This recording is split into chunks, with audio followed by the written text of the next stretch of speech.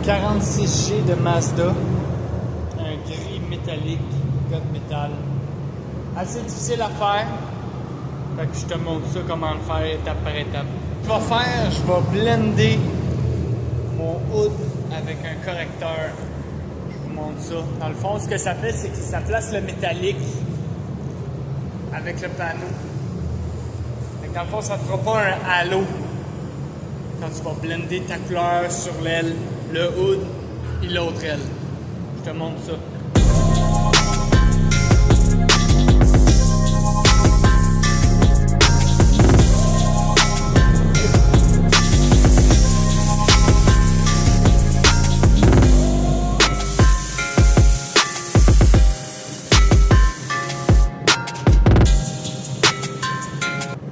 Ça l'a séché, mon blender a séché sur mon hood, c'est une application d'une base transparente.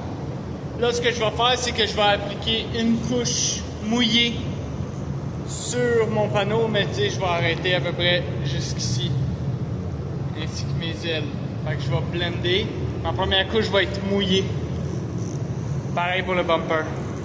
Let's go!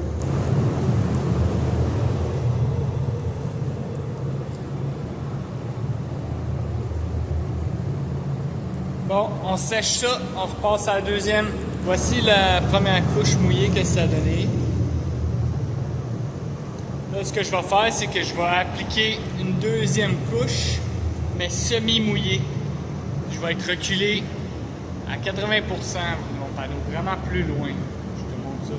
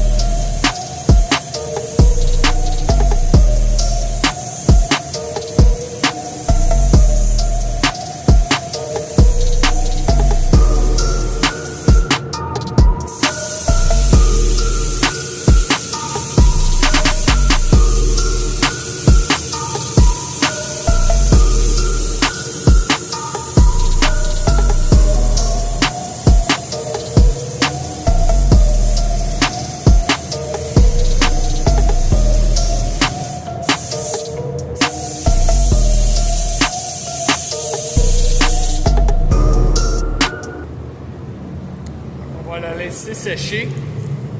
Pour la troisième étape, je vais diluer ma peinture à 100%. Ce que j'ai fait, j'ai dilué ma peinture à 100%. Donc là, ce qu'il me reste à faire, c'est d'appliquer une drop à 24 pouces. C'est pour que ça soit plus éloigné que d'habitude. Là, d'un coup que c'est séché, là, je vais aller plus loin. Qu'est-ce que ça va donner? C'est que là, je vais blender toute ma couleur sur mes panneaux. Puis là, ça va avoir donné un fini satiné. C'est ça que je recherche.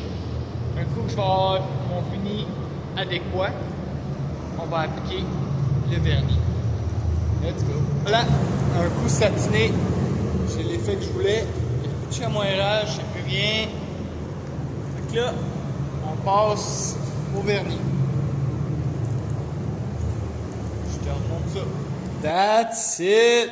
Chaud lapin, pas trop de grains. Ça va être écœurant. Je vais juste enlever mon petit tape bleu qui délimite le texturé de la peinture. Et voilà! Comme ça qu'on fait un 46G. Paraît pas.